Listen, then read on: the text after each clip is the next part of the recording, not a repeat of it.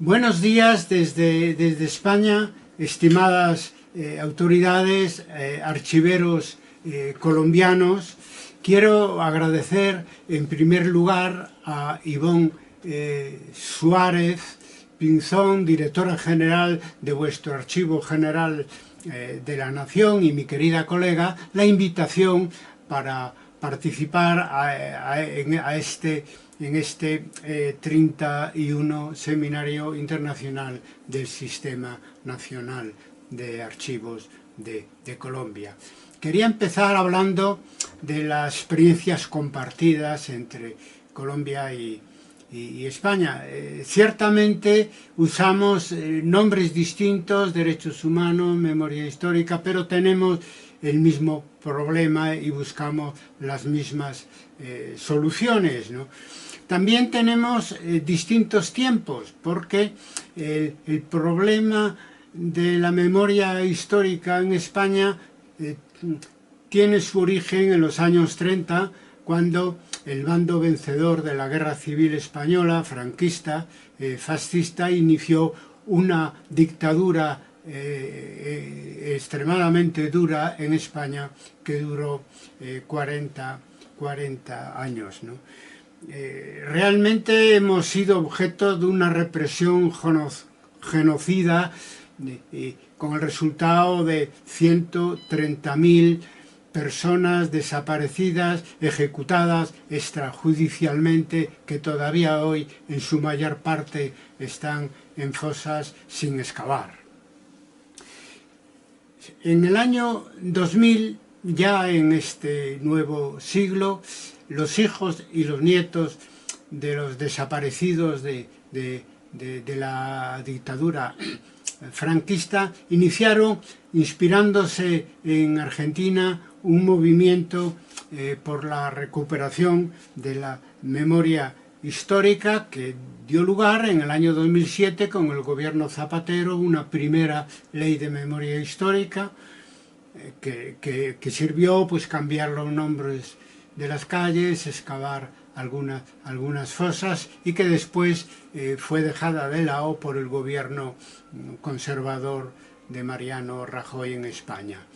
El actual gobierno de izquierdas en España hace un año sacó una nueva ley de memoria democrática, que no solucionaba el problema principal para nosotros, las víctimas, de la justicia, de hacer justicia con nuestros casos respectivos, pero avanzaba en otros muchos campos, mucho, como nunca antes había hecho en España. Ha pasado un año de vigencia para esta ley de memoria democrática, y la verdad es que avanza lamentablemente a paso de tortuga. En general, en España sufrimos un retraso considerable respecto de América Latina en cuanto a políticas públicas de memoria. Y el ejemplo claro es el caso de Colombia, donde ciertamente el conflicto armado viene ya de los años 60, pero las acciones para llegar a la paz y los acuerdos de paz en definitiva, y de desmilitarización, pues generaron interés por reparar las víctimas de los conflictos armados, tanto actuales como en el pasado, ¿no? Por lo tanto, en este momento, el movimiento por la memoria histórica y por los derechos humanos de Colombia es importante, no solo para vuestro país, sino para toda América Latina, y yo me atrevería a decir que para el mundo. ¿Qué tenemos en común en Colombia y en España a la hora de abordar esta cuestión de la memoria histórica y los derechos humanos? Pues es sencillo, principalmente la reivindicación de las víctimas de las dictaduras y de los conflictos armados, naturalmente generadas por ambos bandos, ¿no? Obviamente. Pero nosotros tenemos la experiencia ratificada en los procesos de vulneración de derechos humanos de otros países, que esta violación de los derechos humanos retrospectivamente, incluso hoy en día, pues es flagrantemente desigual. En el caso de las víctimas de la dictadura española es muy evidente, y eso mismo lo estamos viviendo ahora con el conflicto armado palestino-israelí, donde hubo un ataque de Hamas que produjo un número elevado de víctimas civiles, un total de 1000 o algo más de víctimas, la mayoría civiles, pero la intervención militar del Estado de Israel en unos días ya ha subido esas víctimas, ahora en la franja de Gaza hasta 8000. Esa desigualdad en la violación de los derechos humanos, puntual en unos casos y rectificada inmediatamente, por lo menos en el caso español, y sistemática en el caso de los poderes establecidos. Por lo tanto, el problema está en ambos bandos, pero de una manera cualitativa y cuantitativamente muy diferente. Para nosotros no hay distinción de víctimas, naturalmente, y para todas pedimos, eso es lo que tenemos en común: justicia, memoria, verdad y reparación, tanto si se trata de dictaduras como de conflictos armados y guerras, apoyándonos en el derecho internacional, que es una novedad histórica, ¿no?, de los últimos 50 o 60 años, porque nace el derecho internacional en 1945 con los juicios de Nuremberg contra los dirigentes nazis en Alemania. Allí se empezó a tratar como delitos de lesa humanidad pues desapariciones forzosas, asesinatos colectivos, masacres. Aquí también sería eso aplicable, y quiero decir, en Colombia, a los falsos positivos, y en general al delito de tortura, que al ser igual que las desapariciones forzosas, delito de lesa humanidad, pues adquiere el carácter de imprescriptible, y eso es sumamente importante cuando pasan los años y ese problema sigue sin resolver, pero todavía la justicia, por lo menos en teoría, puede actuar para llevar a los tribunales a sus responsables directos e indirectos. Bueno, los crímenes de guerra también entran en estos delitos de lesa humanidad, por lo tanto, a la hora de apoyarnos en el derecho internacional, tenemos que añadir, como hacéis vosotros, y ahí lo hemos aprendido de Colombia, el derecho internacional humanitario.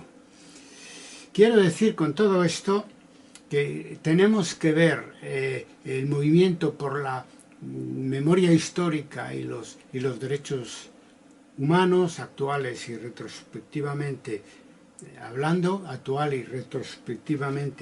como un movimiento global, no solo como un movimiento nacional, como un movimiento global que tiene particularidades nacionales, como un movimiento euroamericano, latino, que tiene su origen en Argentina, cuando el año 1977 nace el movimiento de las Madres de las Plazas de Mayo, y después en 1985 con el gobierno Alfonsín se implementa el juicio a la Junta Militar argentina, seguido de otros procesos después en los niveles inferiores que sirvieron al golpe militar en el proceso argentino. Claro, hoy vemos lo que se consiguió en Argentina en tan breve espacio de tiempo como un objetivo inalcanzable para los restantes movimientos de la memoria histórica y la defensa de los derechos humanos. Porque en la misma medida, en ninguno de los países donde existen estos movimientos, en América Latina y en el continente europeo, se ha conseguido en grado tan elevado pues justicia para las víctimas y procesos ejemplarizantes para los ejecutores intelectuales y materiales. Me refiero que no solo a España y a Colombia, es que tampoco en Chile, en Brasil, en Uruguay, en México se consiguió la primera parte de esa triada de objetivos que define el derecho internacional: justicia, verdad y reparación. Pero bueno, estamos en camino de conseguirlo naturalmente. Globalmente hablando, porque los éxitos de cada país son éxitos para todo el movimiento global por la memoria y los derechos humanos en el que estamos embarcados. Yo quería hacer notar que hay 3 aportaciones que vienen de Colombia y en general de América Latina que tenemos que asumir en España y globalmente todos los que trabajamos en favor de la memoria y de los derechos en el mundo de hoy, o que puedan hacerlo en el futuro. Uno es el concepto de conflicto armado, el concepto de derechos humanos y en tercer lugar el concepto de no repetición. Claro, ampliar la memoria histórica a los conflictos armados, pues eso nos permite conectar el pasado de las dictaduras con el presente de los conflictos armados localizados, porque en este siglo tenemos guerras localizadas, conflictos armados tremendos, ¿no? En eso no hemos aprendido nada. Tenemos el caso de Ucrania y ahora el caso de Palestina, que es enormemente sangrante en cuanto a violaciones de los derechos humanos y de hecho Antonio Rodríguez, el secretario general de la ONU ya lo dijo, que lo que está haciendo el Estado de Israel en la Franja de Gaza es un castigo colectivo al pueblo palestino. Hablábamos de 8.000 muertos en estas últimas semanas, pero es que el 70% son mujeres y niños. Por lo tanto, el ampliar de las dictaduras a los conflictos armados el ámbito de lucha por las víctimas es muy importante, porque eso desgraciadamente hoy tiene mucho futuro. Igual lo de los derechos humanos, que siempre se vio de manera presentista, y gracias a la experiencia colombiana ahora lo vemos de manera actual, pero también de manera retrospectiva, y eso nos permite conectar la lucha por los derechos humanos con la lucha por la memoria histórica. Y eso va más atrás que el derecho internacional, porque la primera Declaración de Derechos del Hombre y del Ciudadano, como todos sabemos, nace en 1789 con la Revolución Francesa. Por eso esa conexión también presente, pasado, en derechos humanos y memoria histórica es tan importante para el futuro, el presente y el futuro del movimiento global por la memoria y los derechos humanos en el mundo. Igual, explicitar el concepto de no repetición, porque eso condiciona en el futuro el que estas fuerzas de extrema derecha que están creciendo en el mundo, potencialmente violentas, pues nos hagan volver al principio de esta situación de la que estamos hablando aquí, de perpetración de violaciones de derechos humanos masivas, y que están cargando todas ellas sobre la sociedad sobre la sociedad civil. Claro, hablamos de futuro, ¿no? Es que tenemos que preocuparnos por el futuro, en este caso de los derechos humanos y de la memoria histórica, porque hoy vivimos en el mundo una situación convulsa, o sea, de tendencias contrapuestas. Por un lado, se fortalece escasamente, pero sí, se fortalecen, digamos, las instituciones que quieren aplicar el derecho internacional en el mundo. Hoy por hoy la debilidad es grande porque la ONU tiene una capacidad de denuncia, pero no una capacidad de obligar a los estados a cumplir con el derecho internacional. Pero en fin, la gobernanza global por un lado se fortalece, ¿no? Y nos puede, esperemos, nos puede ayudar en el futuro a que la teoría del derecho internacional se transforme en una práctica a la que se sientan obligados los diferentes gobiernos estatales. Pero por otro lado, también vemos que cada vez impera más la ley del más fuerte en el mundo, ¿no?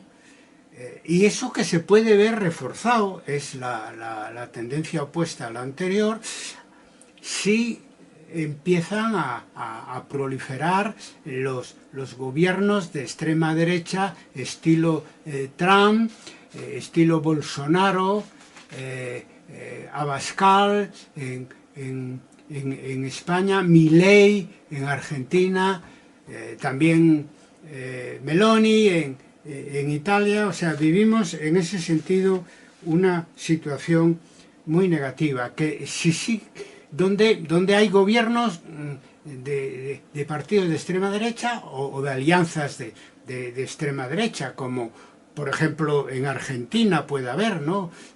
Si las cosas salen mal para la democracia en estas elecciones que se acercan a la segunda vuelta, pues puede haber un pacto parece ser, entre la derecha conservadora y la ultraderecha, entre Milei y Patricia Bullrich. Eso también, la amenaza la vivimos en España. En estas últimas elecciones, en julio, la alianza entre un partido popular, que ya no es de centro derecha, muy cercano a la derecha más radical, y Vox, el partido estrictamente ultraderechista que sufrimos en España. Si eso fuera adelante en el mundo, cosa que no tiene por qué suceder, porque también en Europa había dos países gobernados por la extrema derecha, Hungría y Polonia, pero Polonia en las últimas elecciones ya pasó a un gobierno democrático. Pero bueno, sí que puede suceder, tenemos que planteárnoslo, porque esto convertiría al derecho internacional no solo en papel mojado, sino todo lo contrario, en papel quemado. Mientras vivimos entre esas tendencias extremas, bipolares, una positiva y otra más bien negativa, pues dependemos de la situación política de cada país, ¿no? Por ejemplo, en las elecciones de julio en España, tanto el Partido Popular como Vox dijeron con toda claridad que si ganaban las elecciones conjuntamente abolirían la ley de memoria democrática, y eso es ir a peor, porque el anterior gobierno conservador de Mariano Rajoy simplemente dejó de aplicarla, pero estos no, van a abolir la ley de memoria democrática si ganan las elecciones. Algo tendremos que hacer, todos tenemos una responsabilidad para que eso no suceda.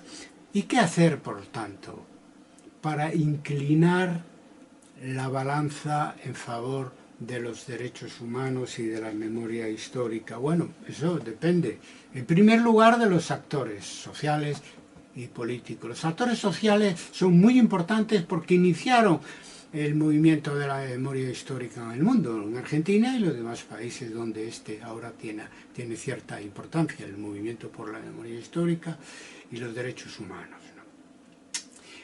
Bueno, me refiero a la sociedad civil, a- a las asociaciones que representan a las víctimas y que han venido empujándonos y deben seguir haciéndolo en el futuro para que garanticemos justicia, verdad y reparación a las víctimas de la dictadura y de los conflictos armados. Y claro, donde primero tienen que influir y a quienes primero tienen que empujar son a los partidos y a las instituciones políticas, que además tienen el deber en defensa de la democracia y de los derechos humanos de asumir esa responsabilidad del Estado democrático con las víctimas presentes y pasadas de las dictaduras y de los conflictos armados, y se está haciendo, ¿no? También ahí en Colombia eso se puede decir que se hace de manera ejemplar, ¿no? Las instituciones políticas son imprescindibles en esto de que estamos hablando, que tienen que legislar, implementar políticas públicas de la memoria. Eso desde la sociedad civil no se puede hacer, necesitamos la intermediación política y se está consiguiendo. Depende de quién gobierne en cada país, pero también el quien gobierne de cada país depende de los académicos y de la propia sociedad civil. Digo lo académico porque es nuestra responsabilidad específica, ¿no? Por lo tanto, hay que conseguir estados y gobiernos que cumplan con el derecho internacional y la ONU en cuanto a las violaciones de derechos humanos, cualquiera que sea su autoridad por parte de los agresores y de los perpetradores de estas vulneraciones de los derechos. También las opciones políticas y las instituciones políticas tienen una tarea importante para marginar democráticamente y neutralizar a este ascenso de la ultraderecha, que se nutre, por un lado, de los herederos de los victimarios, ¿no? Pero, y sobre todo, en el siglo XXI tiene otros orígenes que le dan, digamos, cierta actualidad negativa, ¿no? Que son, pues, movimientos ultras que en el siglo XXI se apoyan principalmente en el racismo, en la homofobia y en el machismo, que en el fondo son violaciones también de los derechos humanos, sus pretensiones, ¿no? Y eso es lo que nos une a todos, ¿no? Los que hablamos de defender a las víctimas en el pasado, en el presente y en el futuro, ¿no? Después, como historiadores, ¿qué hacer? Pues es la tarea del historiador del siglo XXI ante esta tesitura es escribir la historia completa, es decir, incluyendo en la historia la sociedad civil y las víctimas de la sociedad civil, para lo cual tenemos que naturalmente combatir esa idea positivista que tiene sus adeptos en el campo académico, de que esa idea positivista de que la historia se reduce o principalmente tiene que ver con las grandes figuras y las grandes batallas. Y no, nosotros queremos hacer una historia que no solo sea política, que sea social, y que incluya no solamente las grandes figuras y los grandes ejércitos, sino también, digamos, sus víctimas sociales en nuestro campo de investigación y de reivindicación. Por lo tanto, hay que incluir las víctimas sociales a la hora de investigar la historia, sabiendo que hacemos historia desde cada presente, ¿no? Y que ahora tenemos desde el presente actual hacer historia asumiendo un factor de la globalización tremendamente positivo, no es el único, que es la globalización de los valores universales. si queremos ejercer nuestra profesión en este nuevo siglo con ética, con valores morales, con valores universales, naturalmente tenemos que hacer lo que en Historia de Debate llamamos historiografía de valores. Se puede llamar de la manera que se quiera, pero en definitiva nosotros estamos sujetos a una deontología, ¿no? Es decir, tenemos que ejercer nuestro oficio con ética y con valores humanos, ¿no? Claro, ¿qué pasa? Que hoy es comúnmente admitido que está mal violar los derechos humanos de las personas, pero ¿y en el pasado? ¿Estuvo bien? Bueno, hay colegas que dicen, no, nuestro papel es exclusivamente explicar cómo en ese contexto tuvieron lugar esas masacres, esas vulneraciones de los derechos humanos. Bueno, consciente e inconscientemente, eso es una manera de justificar esas masacres. Nosotros no podemos ser ciudadanos aquí democráticos en este mundo, y cuando entramos en nuestro mundo de la historia, pues lavarnos las manos como Pilato cuando nos encontramos, por ejemplo, con un holocausto que indudablemente se explica por el contexto histórico del nazismo, pero que requiere al mismo tiempo pues una condena de la historia y de los historiadores. No podemos ser neutrales en ese sentido, tratándose de la ética y de la moralidad que debe condicionar también nuestra profesión como investigadores y como profesores. En fin, por último, yo titulaba esta conferencia en el título de esta conferencia incluía 3 términos. Ahora querría hablar más bien de archivos, derechos y memoria. La cuestión es cómo los archivos pueden servir a las víctimas y a los derechos humanos. Bueno, la situación actual exige claramente, vosotros lo estáis llevando a la práctica ya ahí en Colombia, y algunos colegas míos y archiveros también en España, la situación actual exige nuevos tipos de archivos, sin olvidar